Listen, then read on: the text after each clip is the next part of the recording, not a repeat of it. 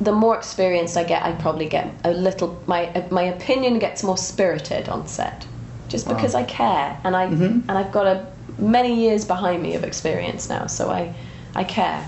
And do you select directors who are open, understanding of that, or I like it open? Got to be open, because I think that you never know who's going to come up with the best idea. It could be the director, it could be the grip, could be cinematographer, it could be, you don't know.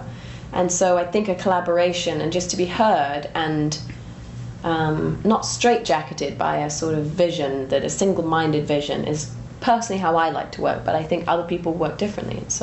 But I do like to work with directors who also have a spirited opinion, because I'm much more interested in that than somebody who's like, yeah, whatever you want to do. I don't want to work with people like that. I want to play people who I don't understand them at first. I don't know how I'm going to play them. I want that question of like, oh God, how am I going to do it?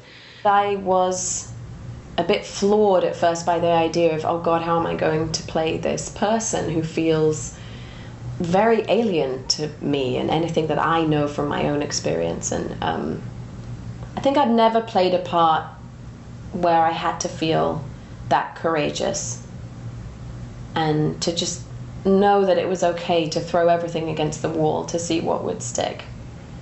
And so that way of working was exhilarating, you know. It's about being courageous and true to the choice that I want to make for that character, my take on her. So it doesn't need to be a character that's out there. No, to go I just have to trust my instinct with it, not second guess it too much. It just required all of me, I guess. It was an experience that required all of me, and ultimately I found it so satisfying and so fulfilling. I loved how it wasn't pretty. You know, none of us wanted it to be pretty. Everybody wanted it to be dark and gritty and unsettling. But close, also. Close. Big close-ups in this movie. Screaming close-ups. Charlotta, you know, was very much wanting to capture that disorienting mindset. It's a sort of a frame of mind, you know. So it was very close. There was a camera like this, like most of the shoot, with me looking really unattractive. So when you keep your accent as your normal accent, is it easier to go emotionally where you went with this character? I think so. I think I had to be completely uninhibited with this part, and it was one of those parts that required me to be sort of courageous and throw everything against the wall to see what would stick. And so to be restrained in any way by an accent that wasn't my own may have been harder for me. You know, there are pitfalls there of lurching around and like a drunk uncle, and sort of, I think a real drunk is trying to hold it together. And so that's really the thrust, is not to try and show that I'm drunk, but try and hold it together. But I check in with people, you know, I check in with Tate, check in with Charlotta, and do you want more, do you want less, do you think it's too much, do you think there's a bad performance on film somewhere that yeah. you got it wrong and then you had to find it? I know when it's wrong. You always know when it's wrong? Yeah. You can feel when the bell rings? Oh God, yeah. Everyone can. Some people think they can't. No, I know when it's not there. When someone does a great take, and I've been there when it happens, it's like the air changes in the room. And everybody feels it.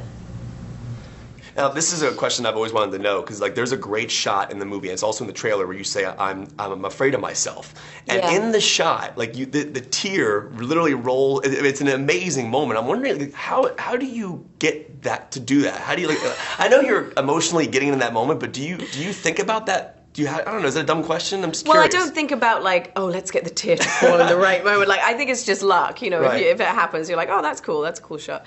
But you just have to go there. You just have to go there, and it's, some takes you're there more than others. For me, I think acting is an ultimate form of empathy. It's not that I associate my own life with, it's not that I necessarily draw from my own life. I just had to empathize, understand her, even if I didn't agree with what she did, you know.